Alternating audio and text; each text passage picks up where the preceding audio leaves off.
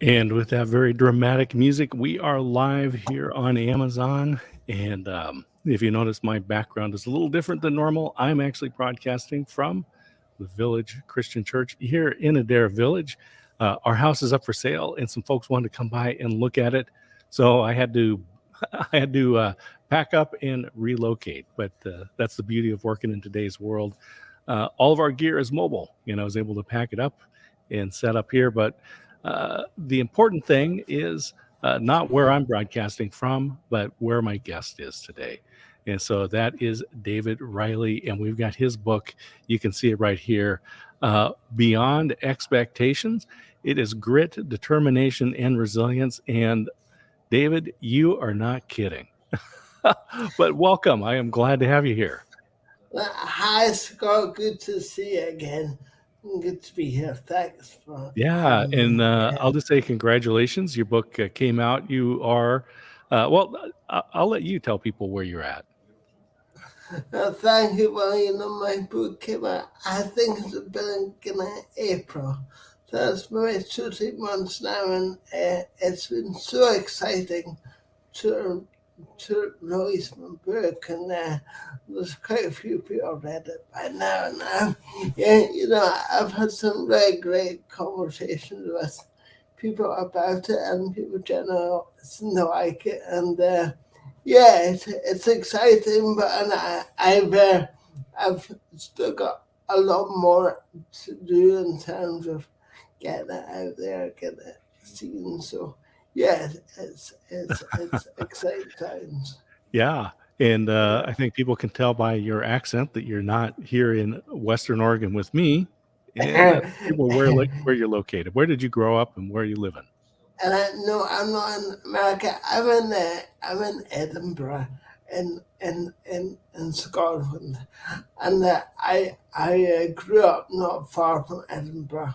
So I traveled around a bit, just in the UK, but I've been back in Edinburgh now for about 20 years. So I'm just over the pond, as I say. Yeah. Well, I'll tell you, from the U.S. perspective, we surely romanticize Scotland. And,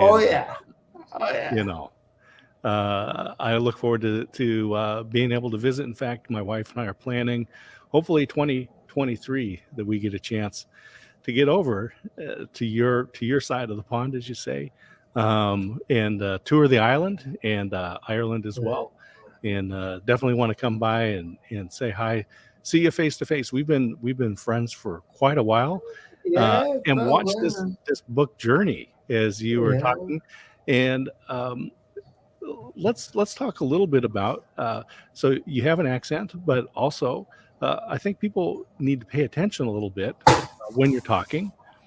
And so you have a condition that I think is misunderstood by a lot of folks. Cerebral palsy is what you have, what you grew up with, what you live with now. Can you tell people a little bit about what that means, so that when they meet other folks that also have CP, cerebral palsy, they'll be able to understand a little bit better? Yeah, sure. Well, I I was born with cerebral palsy, and most people with cerebral palsy are born with it. So it happens. It happens during the birth process when the brain is starved of oxygen, and so because of the short of oxygen to the brain at birth, part of the brain gets damaged, and sometimes it's part of the brain that manages motor skills. Sometimes it can be more severe. In fact, it can be a lot more severe than I have. So in some ways, cerebral palsy is more of an umbrella term. It covers a lot of disabilities from relatively mild, like myself, to very uh, Mhm. profound disabilities. But as you see, mostly it affects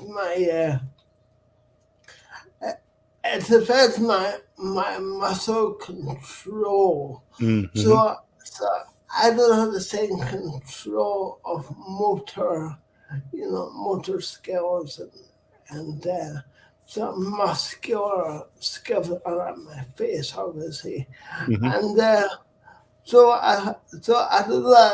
I don't know if that's helpful or not. I think it gives people a little bit better understanding that it's affecting muscle skills. I know I have a friend that is also born with CP, and he is a brilliant mathematician and has great theories. And so the thing that I see is that people misunderstand the effect on the brain, that it really is muscle control and not Yeah, cognitive control. yeah. A lot of people make the same mistake, and they think it's cognitive. And I think that happens particularly if your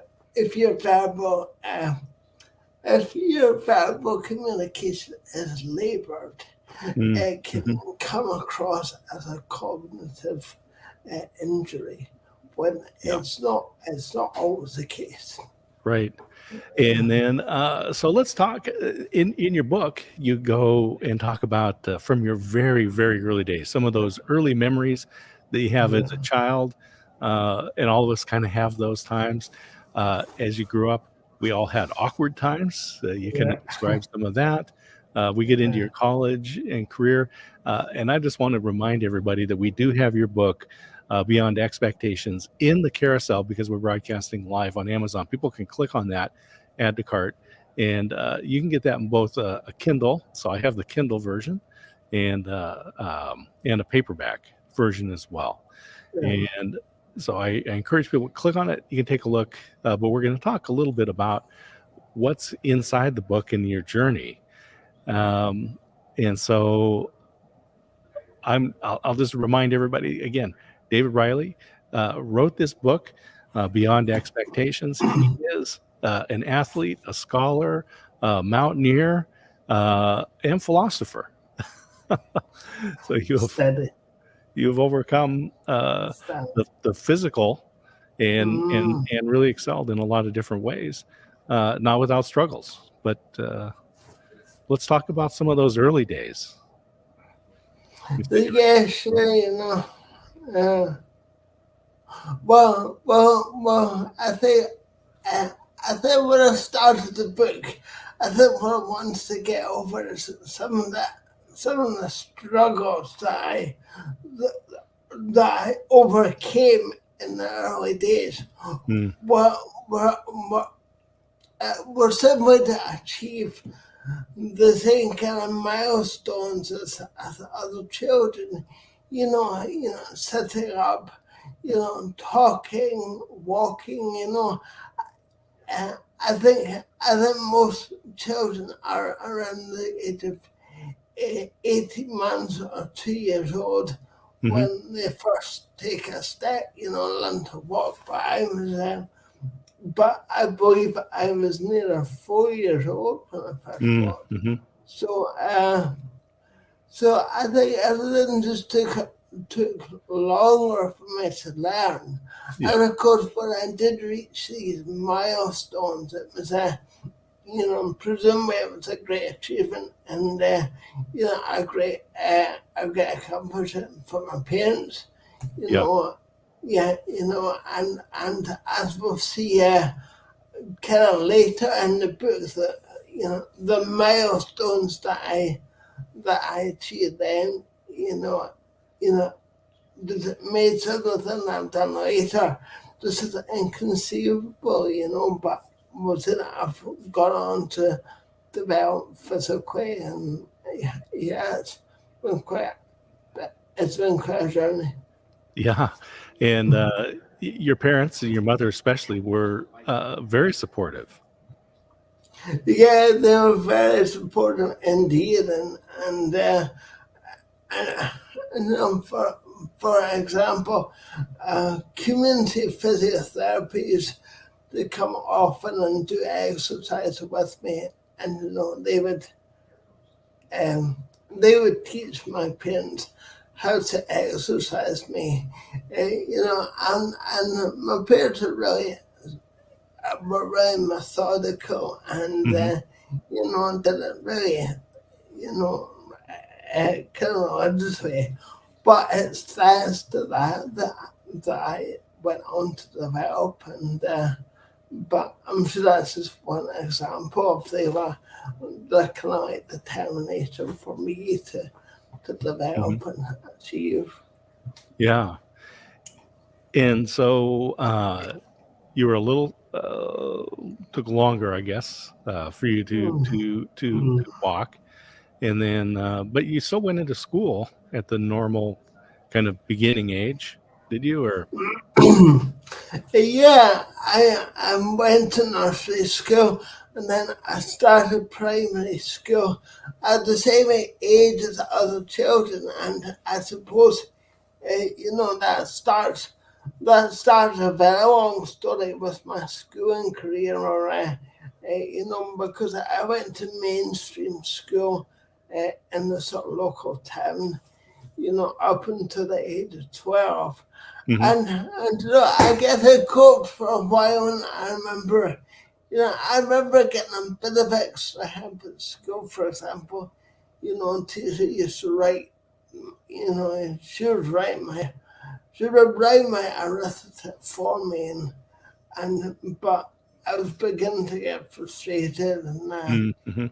and the school playground, wasn't much fun for me in these days, and Yeah. so so I think at the age of 12 or something, it was suggested that I go to uh, special school, which is not a very nice one nowadays. Special, but that's what we called it in the Mhm. 70s, special school. So I went to school for disabled children from the age of 12 up until about 16. I left at 16. And And you were also diagnosed with dyslexia, which affects a lot of students and makes learning very difficult. mm, yeah, I think I think it's much better understood now, but this was the Mhm. 80s, and there wasn't so much knowledge about dyslexia, and I was getting 14, 15, and then uh, uh, still struggling with basic things like reading and writing, and I was falling behind in my work at school, and a lot of um, all of my falling behind would come out as frustration and anger and behavioral Mhm. issues. And you got Behavior yourself kicked out of issues school. like Yeah. teenagers do, and yeah, so it was not happy days. And you got yourself kicked out of school. Yeah, Gee. that's one of the most things I'm most proud of. I did, and I suppose I must have been pretty bad they get kicked out of special education. But yeah, Hmm. that stands my And your mother accomplishment. didn't really accept that. I mean, she didn't think that you should be in uh, anything other than the mainstream classroom. Yeah, that's right. Because I believe what happened is that that they wanted me to go back to school, but specifically to a class or a school for children with learning disability. Hmm.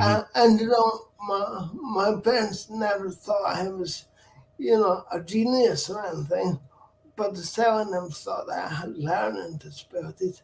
So that started a big battle between my parents and the education authority. And the combat, is a phenomenally long story. I didn't go to school for the best part of 2 years, and my mum and dad were trying to educate me at home. Hmm. And you know, and you know, and and and during all this time, there was kind of a battle going on between my parents and the then educational Yeah. authority. So it was. And then, David, I'm going to put your book up here. I want people to see it again. Um, Grit, determination, and resilience. It really comes through when we look at your book, Beyond Expectations. Available. It's in the carousel here on Amazon, and I inspiration. I mean, this is what I want. I'm hoping that either parents or people that know children that are young, maybe having some sort of difficulties, or if students that are feeling maybe that they're not keeping up with their peers or something, that um, we do have better diagnoses for things like dyslexia. You had a cerebral palsy that just affected the motor skills, but then you also were diagnosed with dyslexia, which then made sense for some of the challenges that you had in school. Mm, But you went on, I mean, you graduated, you went to college. And I didn't want to jump too far ahead, but I just want to encourage people to know uh, there's help. yeah. There's in fact, one of the things, and I would love to talk to somebody that has dyslexia. There's new fonts out there that are designed specifically to help students, those diagnosed with dyslexia, to read. And I'm interested to see how those work. So you have quite a bit of inspiration, David. Yeah, yeah, yeah. So you made it through, and you went on and had your eyes on college. Tell me about your college experience.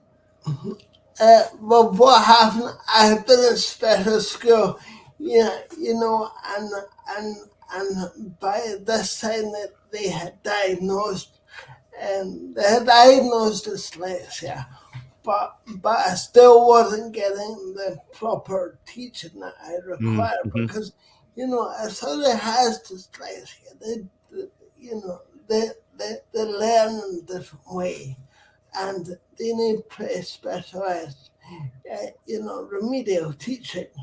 So there was a college in the south of England or the Midlands, and place called Coventry, which was recommended to my parents. And we went to see that. And so I think it was very, very soon after I turned 16, I left school and I went to a specialist college in, in the Midlands, and I got all of remedial teaching there. And then uh, that if I remember correctly, I started at 5 hours, remedial teaching a week Mm-hmm. on top of, on top of my studies.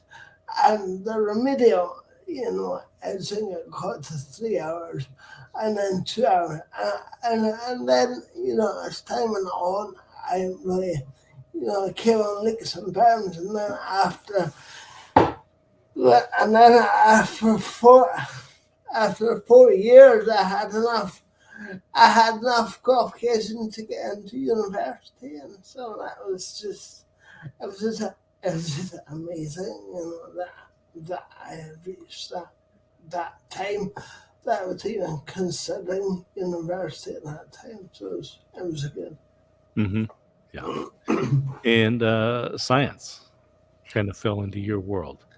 Yeah, I just, I don't know, I remember that at school I loved science, and so when I came to college, they said, "What do you want to do?" And I just thought, well, so I did science since I loved it. So I did that. I did all three sciences right through college, and that just became what and it became what I loved, particularly into biology and chemistry. Mm-hmm. It was great. Yeah. Yeah. There's a lot of math involved, especially in chemistry. Yeah, but there's more maths and physics, which Oh, is why sure. I failed.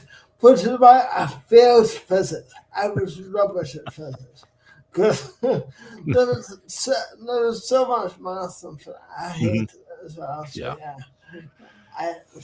I didn't do very well in physics, but I managed the maths and chemistry. I don't know how I got by. Yeah. And then you ended up getting your master's, correct? Yeah, that's right. Well, after college, I went to university in Dundee. I did a 4 year degree in biotechnology, and then after that, went on to Manchester Medical School, and I did a master's in kind of like molecular biology, uh, Uh-huh. and there was a lot of genetics and stuff that I can't I can't remember now. Well, and again, I just want to use this as an opportunity to provide inspiration to people. So you were born with a condition that made physical movement, muscle control, a challenge. You end up being diagnosed with dyslexia, and here you are studying the hard sciences, getting a 4 year degree and an advanced degree, and Mhm, and so you're able to overcome. So again, this is wonderful inspiration for so many of us out there. yeah, good. Uh, I just must have been really determined and really focused on what I wanted. I was really keen to go to university. Mhm. That's what I always wanted, and yeah, I was just utterly determined. Uh, So there's the scholar part of David Reilly. Let's put his book back up here so we can take a look. It is in the carousel. Expectation, grit, determination, resilience, and I got a great picture of you there. And I mentioned athlete, and you started fairly young too. Um, Talked about your first bike and all the way up to mountaineering, skiing. Well, Scott, I think I'm being very generous to me. Call me an athlete. Yeah, I'm certainly interested in sports, but I didn't be athlete.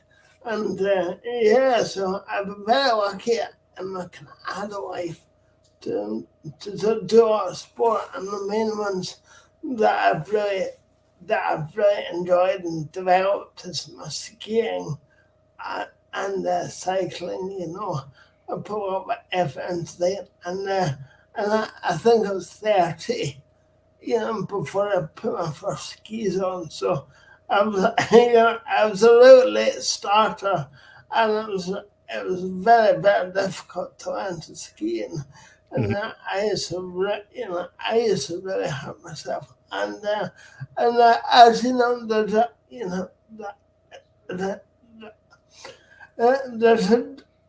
there's a dry ski slope, on that side, but I can actually see, right from here. I can see it from here, Uh-huh. and I used to go up there, and I used to come back black and blue with bruises, and I used to really hurt myself, and I ended up in hospital once. But Oh my gosh.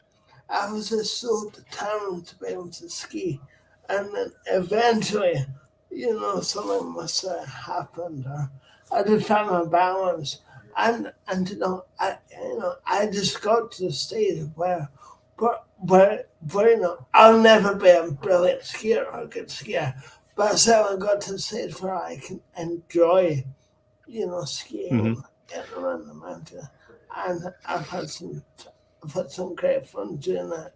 Yeah.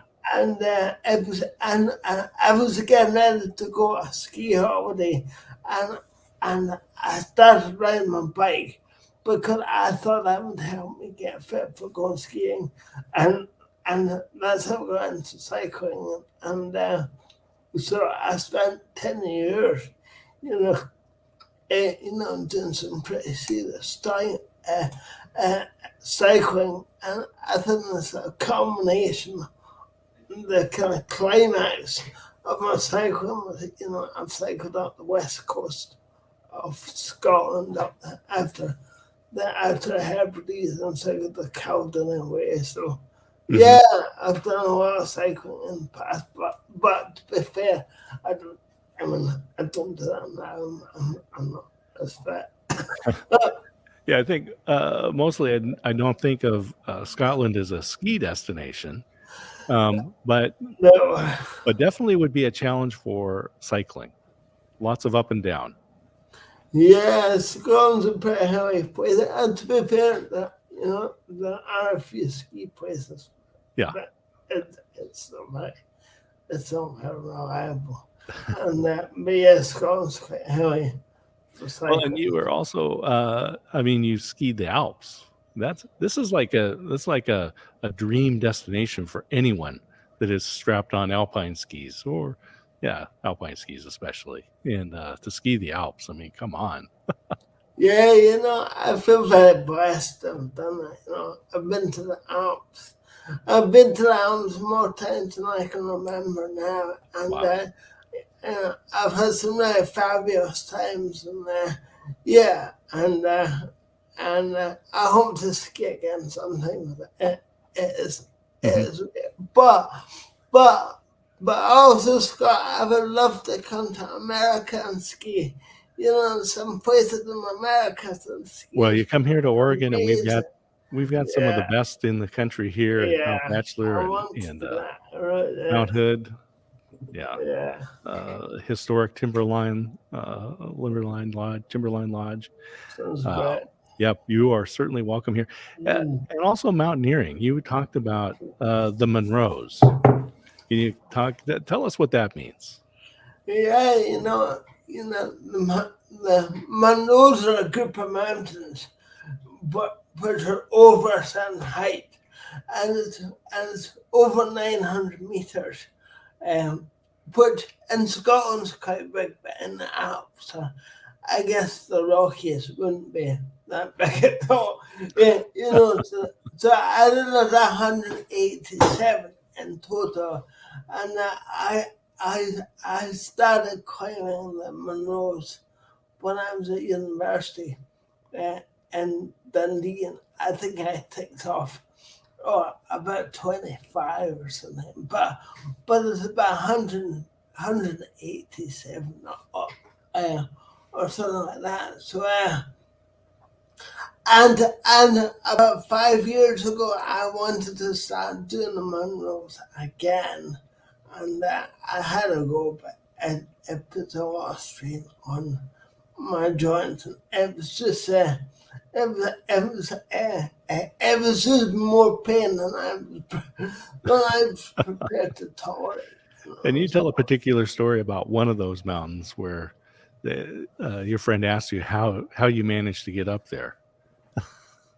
Yeah, I don't know if there's a famous glen in Scotland called Glencoe, and the mountains just go kind of straight up from the side of the road, and it's very difficult climbing and walking, and then we'd been at university and we left uni very early one morning to to to go and climb this mountain in Glencoe. It was called Bidden and Bean Henry, you know, and it was very difficult walking and climbing. And it was years and years later I bumped into a friend who who I used to climb with, and he said, "David, how on earth did we get you up there?" and I don't know, because you wouldn't get away up there now. So, but Well, that's the great thing about youth, right? There's a lot of things yeah, that you got to take advantage of that opportunity when you can. definitely. I wouldn't go up again now. There's no way. Yeah, and so back to cycling. You stick with cycling now, and Yeah, cycling's been a great thing for me, and I've had a lot of fun. mhm, Yeah, I had a lot of good times with cycling. And I've cycled up the west coast of Scotland, and I've cycled out to the Hebrides, and yeah, I've had a lot of good yeah. time. It's been great. And meanwhile, you graduate from college and you've got a degree, and now you're an author and a speaker. I'll say you're also a speaker. You've given some talks, and that's part of your career now. Yeah, I've been very lucky. I've been asked to speak at a few conferences and, do a bit of speaking, and I really enjoyed doing that. And I just love turning up and telling people my story, and people seem to appreciate it, Hmm. and connect in some way. And if it can help anybody, I'm really happy to do that. But I have a lot of work ahead of me to try and get my book, yeah, out and seen in various places. I've sold a few copies, but since I first posted it on social media, I but I really should do it a lot more to try and get it seen. Yeah. Well, I think if you get the opportunity like this to be broadcast and help share your story, give people a little glimpse. We've given them just a touch, looking into Yeah, early days, some of the school, some of the athletics that you've been involved in, and I'll just say anyone that's out there's got a podcast or another show, uh, yeah, reach sure. out to David, Yeah, yeah, and get some inspiration and share that yeah. out. So let's talk about work. What so when you graduated, you have a science background in education, Yeah. and so tell us about work. Well, work has been, I would say one of my biggest frustrations throughout my life is work, because I did science because I loved it, and then after I graduated, uh, in molecular biology, I worked for a very short time in oncology, doing cancer research. And, I used to love it. I really did. And then I came back to Scotland in 1997. Gosh, a while ago. And unfortunately, I've not worked in science since then. And I tried really hard, to get jobs in science. And I really wanted to go on and do a PhD, and so I applied for a lot of studentships, but they never materialized. So, Mm-hmm. so as time went on, I didn't have to so scientific research for so longer. It became harder to get back into it, Mm-hmm. and so over the last, gosh, how many years? I have had a few jobs, but not in, Yeah. not in so intellectual, so cerebral, using my brain type jobs. Mm-hmm. And so it's been a tremendous source of frustration to me. Mm-hmm. And Yeah. so I've decided just to focus on me and, and writing my book and trying to get speaking and Yeah. We ra- have rather than chasing jobs yeah. that I'm never gonna get. Well, we have Tim Sohn, and Tim Sohn says hi. He's our good friend, Tim. I tell you, Tim and Jim's show, and many other Jim. things. He is a great uh, event producer. And Turbo Guy says, "What is this book about?" And I say this book is really it's a memoir, but it's a inspiration. Talks about your life, how you overcame the challenges of muscle control with cerebral palsy, overcame a learning disability, dyslexia, when you were diagnosed with that. Again, that's something that is more commonly diagnosed and treatable now. That is to say, treatable, that is, we're coming up with ways to help the students learn in providing educational opportunities. And so, Turbo Guy, it's really just a very inspirational story about overcoming those challenges. And David, when we met, you hadn't written your book, but it was something that you wanted to do. And give us a little bit about the journey of what it was like to go from having this concept and wanting to be able to share your story to actually now being a published author. Well, I started quite a few years ago.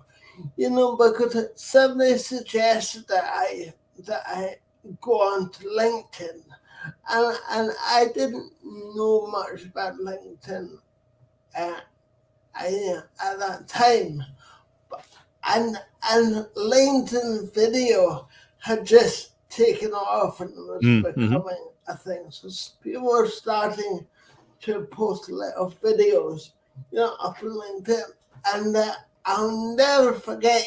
I I I was outdoors somewhere, and I made a tiny little video, just saying who I was and what I was doing, and it was like a light bulb moment, and Mm. I got so many comments and messages of support and people taking interest. And I think it was then that I realized, I have a story and people want to hear it. Yeah. Yeah. But as I say to that, everybody's got a story in them. But I think people are really interested, because the disability, I found that the way that I sound and the way that I articulate it went in my favor because people slowed down and took time to watch for videos. So I started producing more and more video and getting a lot more interest, and then eventually thought, I have to put this in a book. Uh-huh. So that's what I did, and it didn't take me a huge amount of time to write the book. I think the most difficult bit was getting it edited and actually getting it up and online was a Mm-hmm. fact. But but Yeah. now that I've done it, I feel great and I feel good that I've done it. And you have in the book, there's also quite a bit out of your blogs, journals, Yeah, kind of people because can follow. because by the time that by the time I started writing the book, I've been writing a blog for years. I think I first started blogging about 2014. So I had a lot of stuff that I'd done that I Hmm. had some sort of record of. So it just felt appropriate to put extracts, from a blog into the Hmm. book, to give people a feel of what I'd done and what I was thinking or feeling at the time. And so Yeah, I exactly. hope that added something to the book. Mhm, Yeah. that's what I was gonna say, it just gives you a chance to kinda feel that journey, right, and see Yeah. the development Yeah. over time. Yeah. So it was really yeah, it was really, a good part of the book. I'm gonna put this back up here. We do have this in the carousel here on Amazon Live, Beyond Expectations by David Reilly. It is grit, determination, resilience. David, we all need all 3 of those. We need more grit, resilience, and Yeah. determination. How did you Yeah. come up with those 3 words? Oh gosh,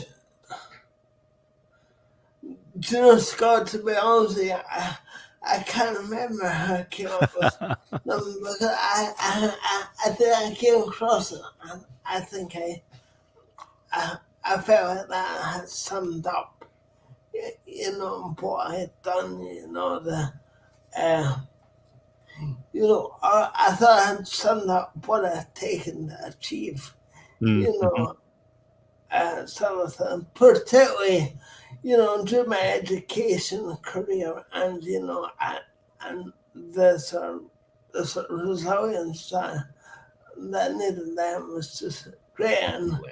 Yeah. And so yeah, I think that's where the might come from. But to be honest with you, I can't remember.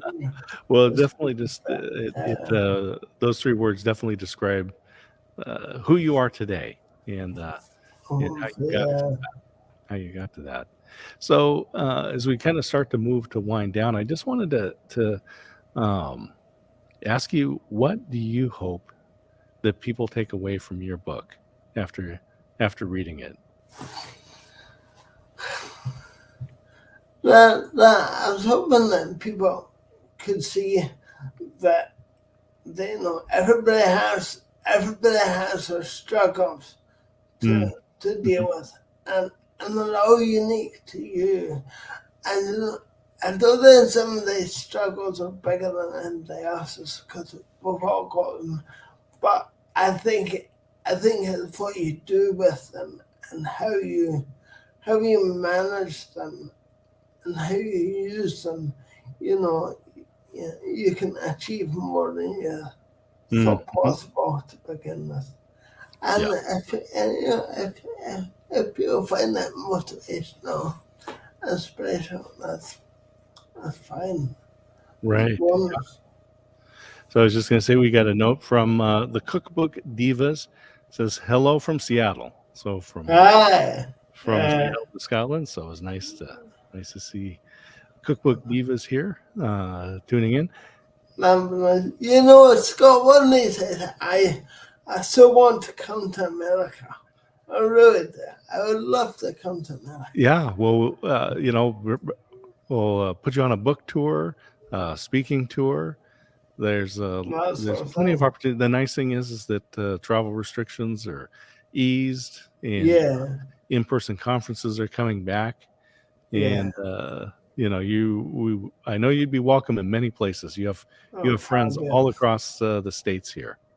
Fabulous. Yeah, great. And, well, I just, also, how do people is LinkedIn might be the best way to get a hold of you. What's the best way if someone would like to maybe they wanna buy bulk copies of your book or bring you in as a speaker, either live or virtual? What's the best way for people to get a hold of you, David? I would say the best way is through LinkedIn. Mhm. I'm on and off LinkedIn all the time, and I would say that's the best way to get a hold of me. I have an email address. Yeah, I have my own website, but I think LinkedIn's probably a better way to Hmm. get Yeah. hold of me. So people will find you on LinkedIn You know, and or of course Facebook. I'm on Facebook, okay. but And then but your book, I think you've got contact information in there. In your book, people buy the book and they can find David. To yeah, me, that's the easiest way. yeah, it's the easiest way. Yeah, Yeah, Google me from the book. that's right. You Yeah, know, it's we're coming into the summer season, and your book is a really good read. It's well written. The formatting is great, and it flows right. There's just this flow, and we get to live life with you as from a young boy all the way up, and it's really enjoyable, David.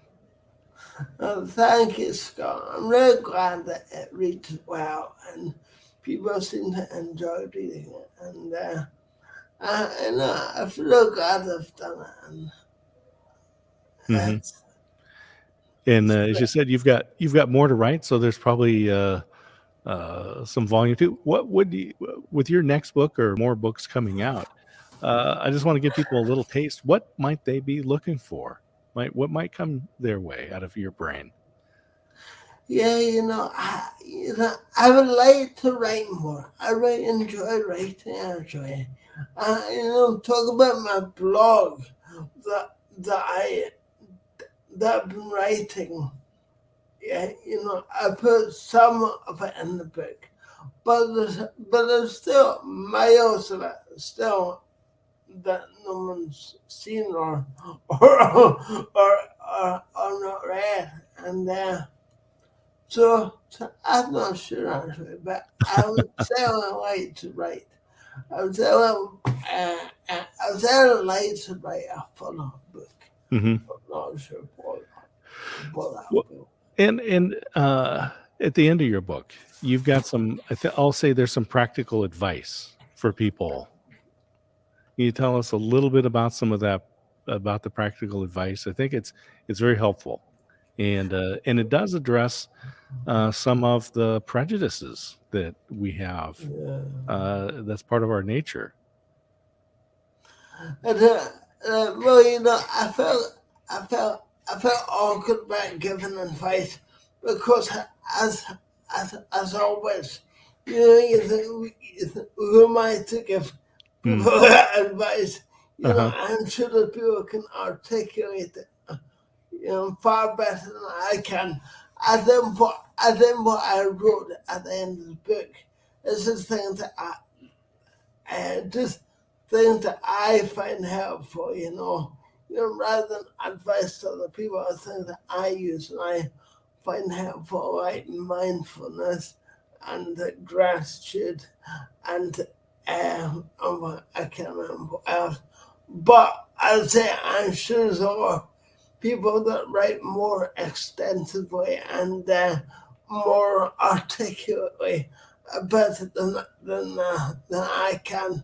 So rather than advice, I think it's more of what helps me and Mm-hmm. Hmm. what I Yeah. do. Yeah. Well, that's Yeah, smart. I think that's some of the best advice, though, yeah, because we're not telling you what I think you should do. I'm just telling you what works for me, yeah, yeah, and that's, we'll all take that a little bit better. yeah. Well, David, people can definitely find you on LinkedIn, and let's put this book back up. And I saw the Russ Hedge said hi, Hi, and Russ. Yeah, congratulations on the book, thank Beyond you, Russ. Expectations. And Good it friend, is grit, Russ. determination, and resilience from our friend David Reilly. Yeah, And great. congratulations again. It's a huge milestone, and I'll say putting your own life out there.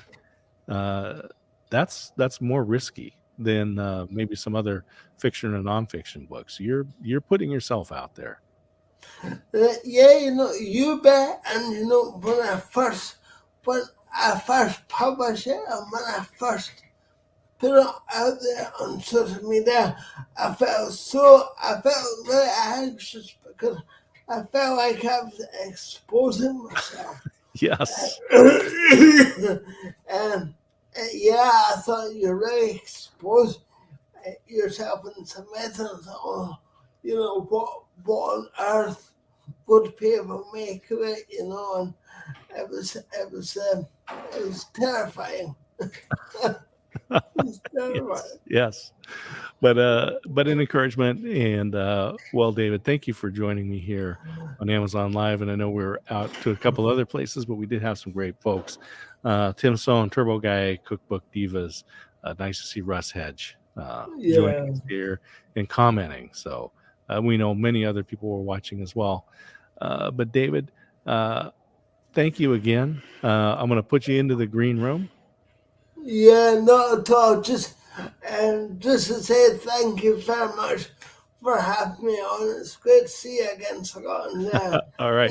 yeah, thank you. It's been You a are pleasure. welcome. My Thank you honor very and a much. privilege. And Yeah, stay by in the green room. I'll be right with you. I'm going to wind well this one done. down. Well done. Well, that is David Reilly, and here's his book. Let's put it back up here. Beyond Expectation, Grit, Determination, Resilience. You definitely want to buy a copy of this book for yourself, for friends, for family, for people that just need a little inspiration. Summer's coming. You're going to need something to read that's going to pick you up, something light. Go through the life with David here in his book.